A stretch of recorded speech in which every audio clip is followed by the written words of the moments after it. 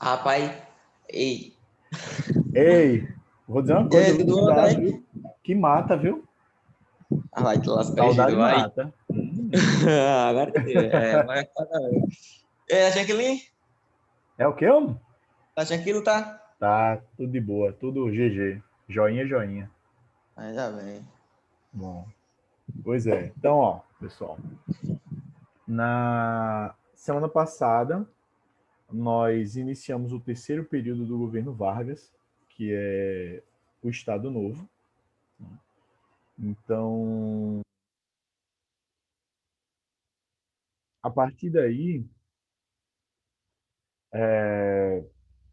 a gente começa a perceber como Vargas manipulava, estruturava, né, aquela sua organização ali durante o Estado Novo, estabelecendo de fato uma ditadura no Brasil, que foi o que nós começamos a falar sexta-feira passada, certo? Então a gente vai continuar a partir daí, como é que ele promove todo esse controle, tá bom?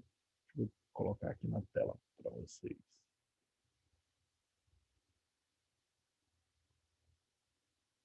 É aqui que a gente parou.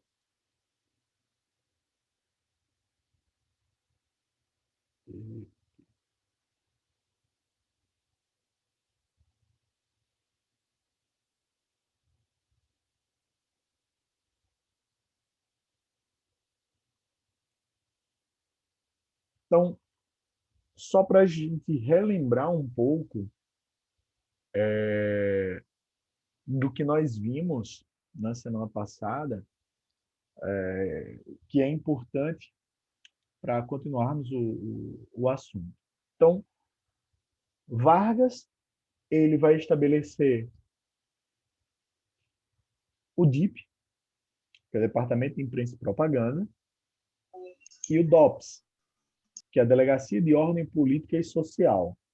Então, ele vai criar esses dois órgãos. Bom dia, Gigito. E aí, Plipli, Como tá, hein? Como tá a vida aí, Gigito? é o quê? Como tá a Plínio sua tá vida, meio, Gigito? Plínio tá meio coisado hoje, Plínio. Tô percebendo. Tô cansado, tô cansado, tô cansado. Enfim, mas tá tudo bem. Então, ele cria o DIP Graças a Deus. como um órgão do governo, né? Que, bom dia, Sara, tinha por objetivo censurar, ou seja, impedir que notícias contrárias ao governo de Vargas veiculassem e promovia uma imagem positiva do seu governo. Então, essa era a ideia aí do governo Vargas, do DIP. Né? Então, fazer esse controle aí. Então, censurar o que fosse negativo e promover uma imagem positiva de Vargas. Aí eu falei da hora do Brasil, enfim, para vocês. A propaganda, né, cartilhas, jornais, livros, enfim, perseguiu muita gente, intelectuais, jornalistas, enfim. Então, tudo que fosse contrário, ele perseguia. Tanto que até o Niemeyer, na época, ele foi perseguido. Livros dele de arquitetura foram proibidos, porque ele tinha tido ligação com o Partido Comunista. Então, tipo, até os livros dele de arquitetura a galera censurou. Olha o bizarro que era a situação, né, de um regime autoritário, enfim. Então,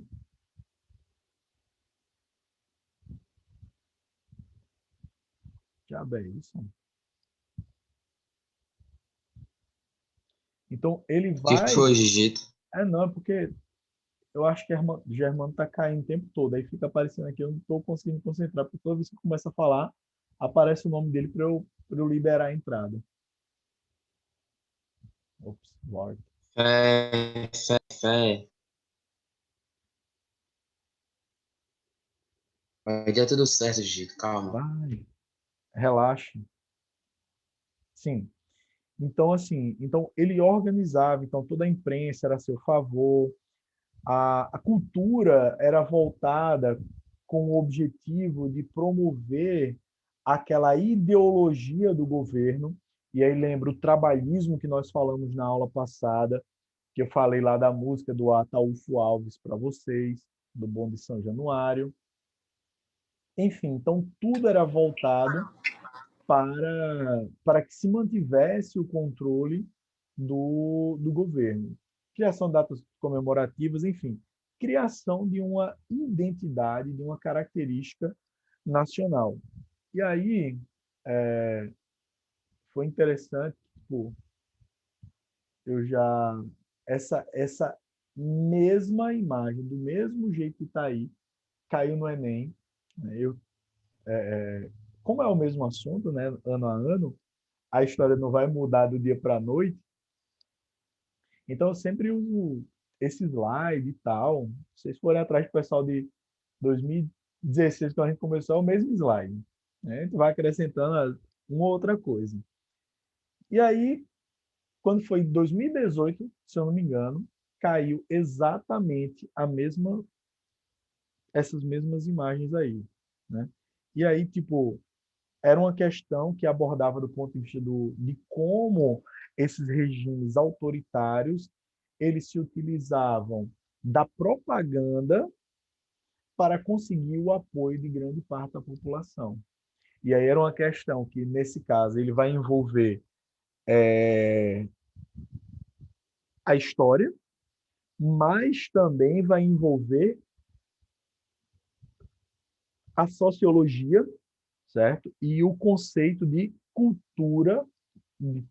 não, desculpa, de meios de comunicação de massa. E o que é um meio de comunicação de massa?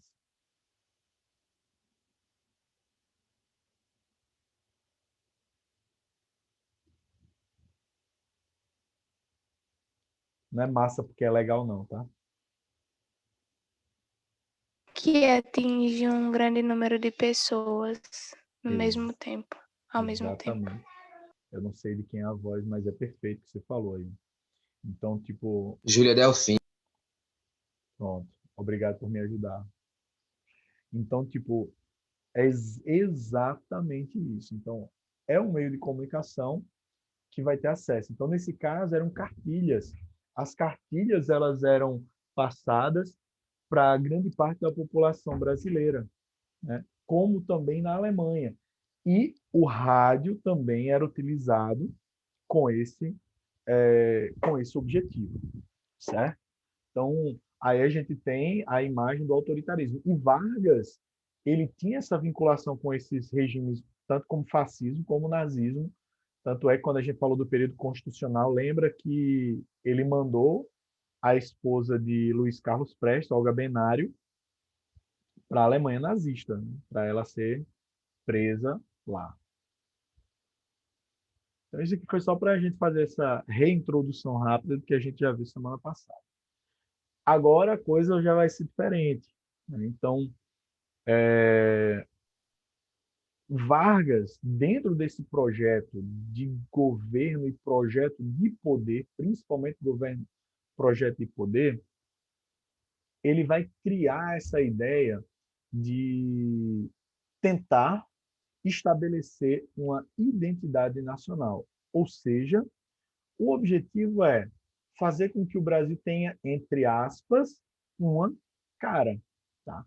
E para isso, ele vai buscar justamente essa elite intelectual brasileira ali dos anos 20, como Manuel Bandeira e Carlos Drummond de Andrade, que vocês veem na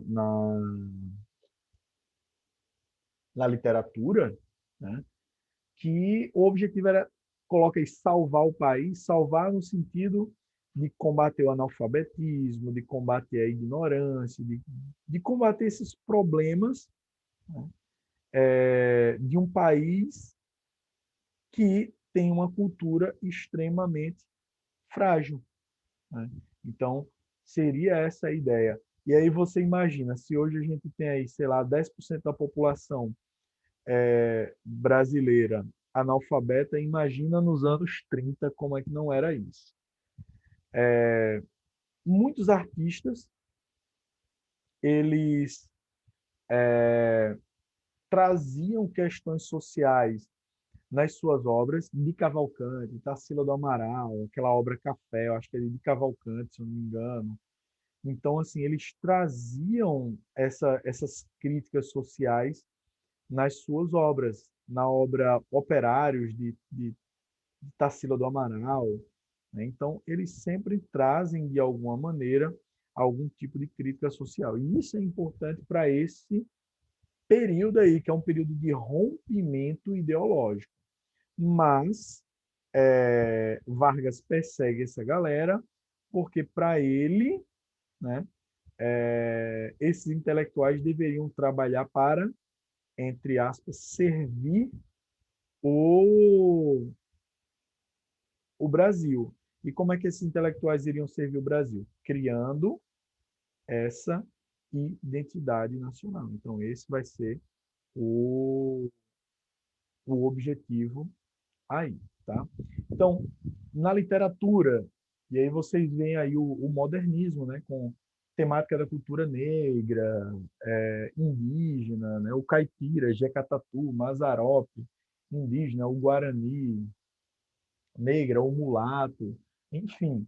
Então, a gente tem uma série de, de, de obras que elas vão trabalhar dentro dessa ideia. E eu acho que eu falei semana passada para vocês que Vargas também, ele,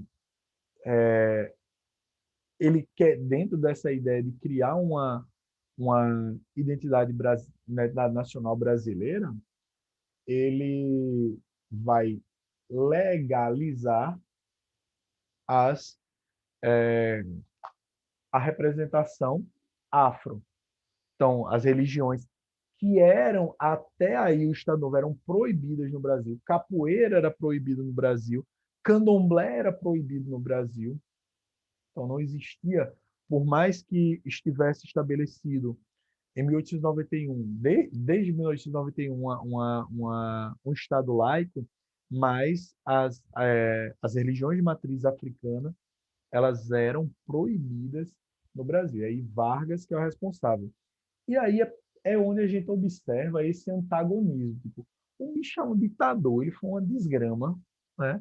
Mas ele trouxe algumas inovações, ele trouxe alguns benefícios. E entra naquela discussão que eu já tive com vocês, tá? Que assim, nenhum governo ele vai ser totalmente bom ou totalmente ruim, ele vai ter aspectos positivos e negativos.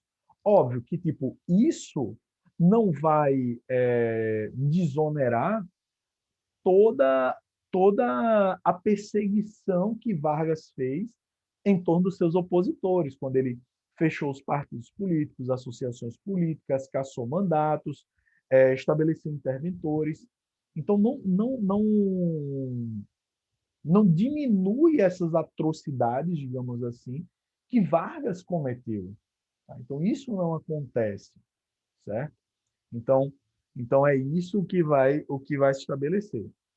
Na música, né? Então, dentro dessa ideia justamente de estabelecimento de uma cultura nacional, ele vai valorizar esses ritmos brasileiros. Então, aí, ó, o samba, o chorinho, né? O maxixe, a marchinha, né? E a gente tem que era também dessa época. E aí o governo começa a patrocinar essas obras porque é uma forma também de, de promoção da imagem. Isso aqui eu trago, tá, pessoal, como informação para uma possível redação. Do ponto de vista histórico, a probabilidade de cair isso aí, não vamos dizer que é zero, mas é muito pequena, certo? Porque isso é uma coisa muito específica relacionada à educação. Mas por que eu trago essas informações? Digamos que cai um tema no Enem, tipo até diante do que a gente está vivendo, né? Digamos que o tema da redação fosse, sei lá, as perspectivas para uma nova educação, como romper as barreiras, sei lá, alguma coisa do tipo. E aí você poderia falar disso, né? Por quê? Com esse plano nacional de educação, que foi de fato o segundo grande plano criado, se estabeleceu uma organização das ciências, né, do ensino básico. O ensino básico é o que vai do que hoje é o primeiro ano até o terceiro ano médio, né, primeiro ano fundamental, até o segundo ano médio, até o terceiro ano médio, é o que a gente chama de educação básica. Essa estrutura, ela vem da época de Vargas. Só mudou a nomenclatura ao longo do tempo. Então, tipo, na minha época era primário, ginásio e não era ensino médio, tinha outro nome, velho. Enfim, eu não lembro agora, mas era primário, ginásio e um ensino médio. Primário ia até a antiga quarta série, que hoje é o quinto ano. Aí o ginásio da antiga quinta série, hoje sexto ano, até oitava série, hoje nono ano. E não era ensino médio, mas enfim. Segundo grau. Na minha época eu estudei era segundo grau. Então, tipo, o segundo grau era o ensino médio, né? Então, assim, só mudou as nomenclaturas, mas a estrutura disciplinar ela é muito semelhante ao que a gente tinha. Então, assim, a estrutura, isso poderia respaldar, né, tipo, que uma das medidas que poderia acontecer na reestruturação educacional seria a criação, né, de uma nova estrutura para a educação brasileira, né, porque é a mesma dos anos 30 ainda. Tá? Nacionalização do ensino primário, né, que é hoje o Fundamental 1, se torna obrigatório e gratuito, e o fechamento das escolas estrangeiras, tá? A imposição de um sistema nacional de ensino. Isso é importante porque a gente tá falando aí de um contexto próximo da Segunda Guerra Mundial e tal, enfim. Então, a ideia também de criação de uma identidade nacional, ele começa a proibir que hajam esses grupos aí, né, que hajam essas escolas com outros idiomas, que era bastante comum. Então, você pegava os estrangeiros e aí eles ensinavam na sua língua de origem, né, e muitas vezes não ensinavam português. Hoje é permitido só as nações indígenas, né, administrarem aula nas suas línguas nativas e, posteriormente, ser inserido o português como língua, tá? Mas tem que se inserir também o português, certo? E o ensino superior, que reformou, né, que é ainda de padronizar também. O nosso ensino superior, depois ele foi modificado, então a estrutura que nós temos hoje na, nas universidades. Espera aí um pouquinho, pessoal.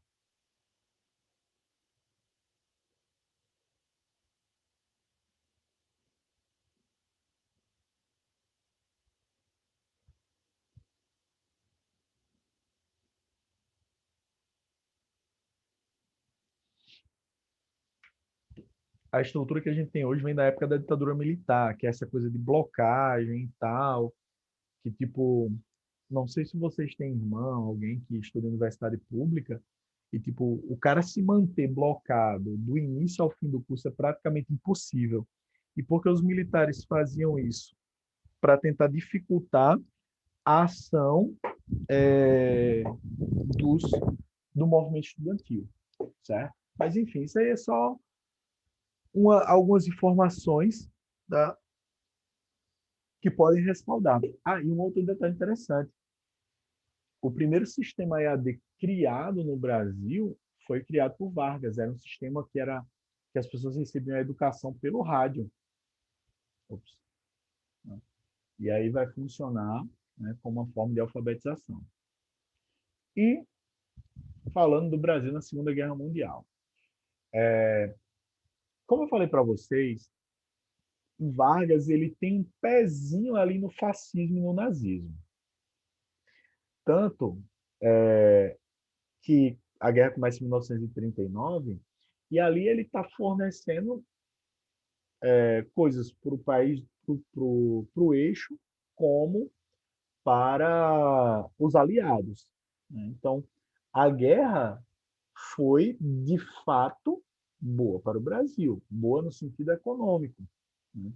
Porque como os países eles estão em esforço de guerra, então sua produção cai. E aí o Brasil aproveita para alavancar também esse processo de construção, certo? Da esse processo de construção aí de uma industrialização nacional. Então, a Segunda Guerra Mundial foi importante, sim, para o desenvolvimento dessa industrialização, tá? Então, até 1940, Vargas estava neutro. Estava ali de boa na lagoa, para um lado e para o outro, e estava muito bem assim, e a indústria brasileira ia muito bem assim, por sinal. Só que aí vem 1941, os japoneses atacam a base americana de Pearl Harbor, e, diante disso, pressionam o Brasil.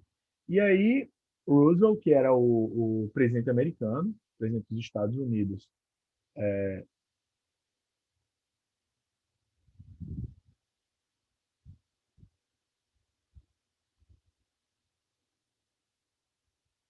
boa, Isabelle. Caramba, show de bola. Show de bola. E eu concordo com você. Depois a gente pode debater, inclusive, isso, viu?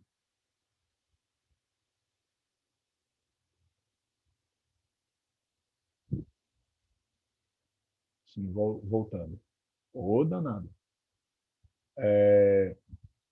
Sim, aí os japoneses atacam a, a base americana de Pearl Harbor, no Havaí, e aí os Estados Unidos entram na guerra. E o Roosevelt fala que o GG é o seguinte, brother.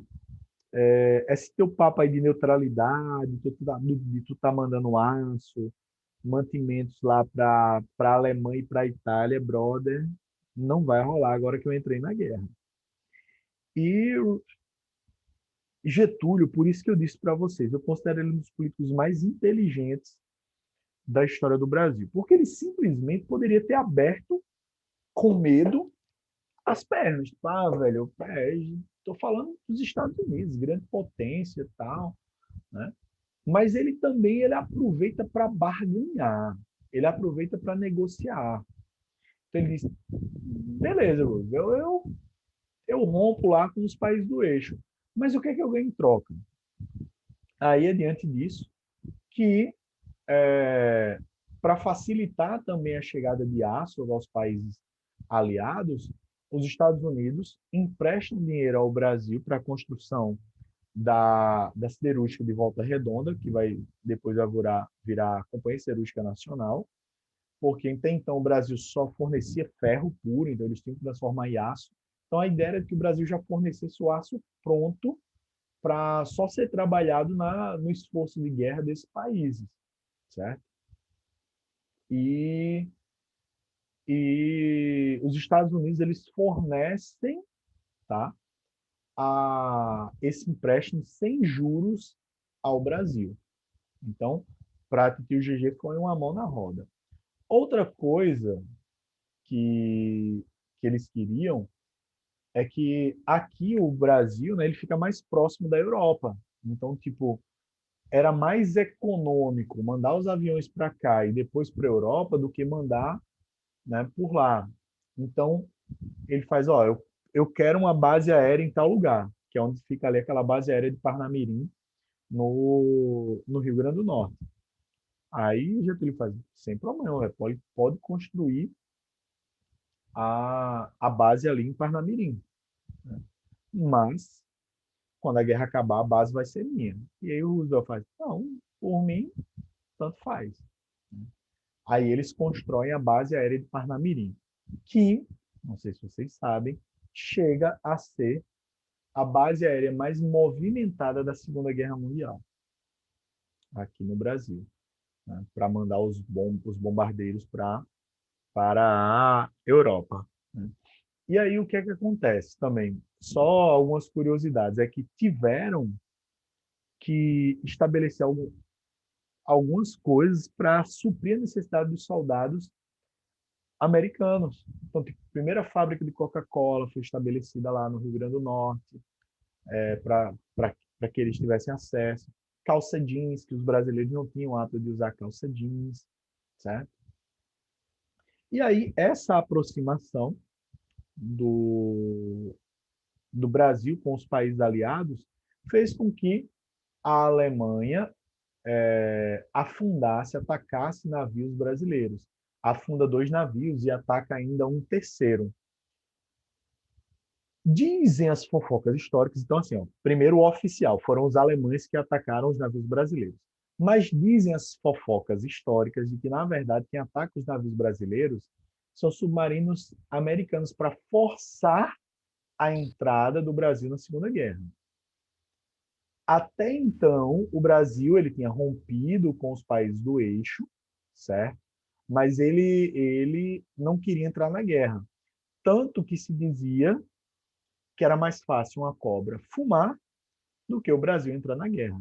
Não é à toa que o símbolo da FEB, a Força Expedicionária Brasileira, que são os soldados que são mandados para a Europa, era uma cobra fumando, né? Exatamente por isso. E aí, em 1944, né, depois de toda essa pressão, Vargas envia a Força Expedicionária Brasileira para apoiar os soldados americanos na luta na Itália, em especial na cidade de Montese.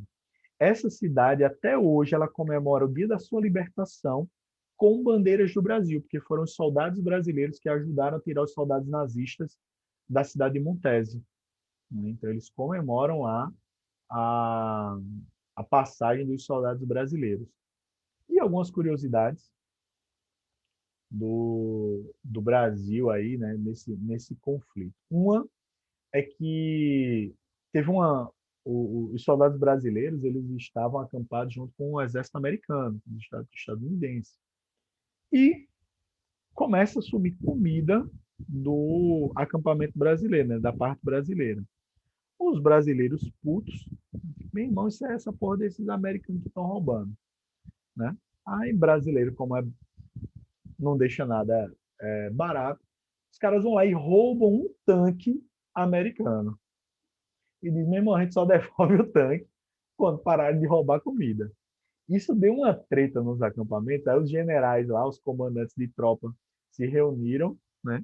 E o americano se comprometeu né, a parar com esses roubos de comida e os brasileiros devolveram o tanque para os americanos. Olha como foi, né?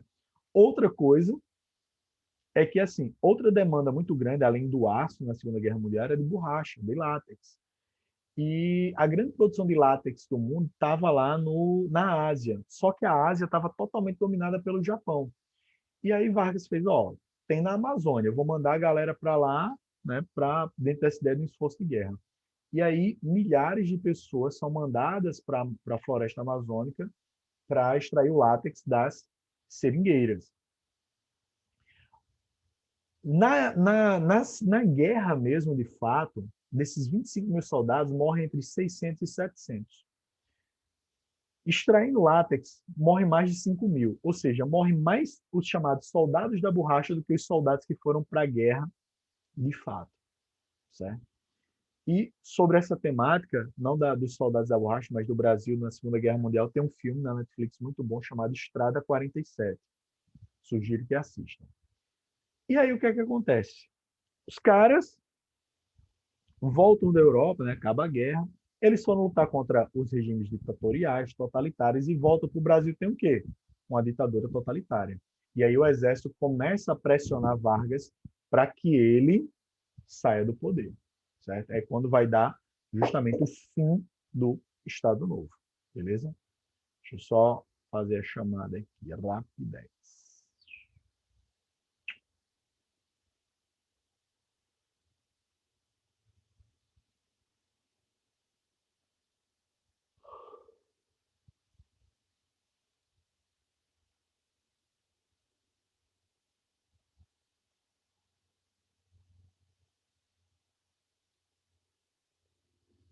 ver aqui. Cadê? 16 de 10. E aí, semana que vem, pessoal, a gente faz aquela aula de arte bimestral, beleza? Vamos lá. A Adila não tá. A Alana também não. Ana Beatriz, não. Aninha tá aí. Vi direito? Não. Arthur não. Bruno tá aí. Sibeli tá aí. Jaffer tá aí. Emily tá aí.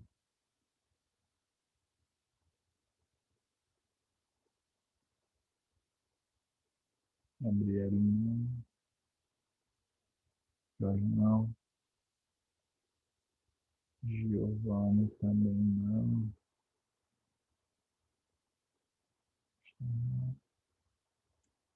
Helen, Luiz.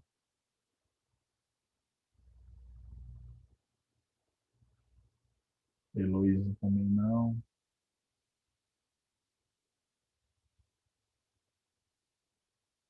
Hilton também não. Isabel tá aí. Isbenha não. Isma não. Jaiane não.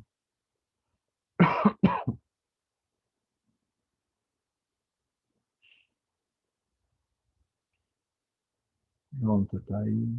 Germano tá aí. Humberto tá aí. Júlia Mello tá aí. Juliana tá aí. Aline não. Lara tá aí. Lavínia tá aí. Letícia tá aí. Lina, Lina, Lina. Faltou.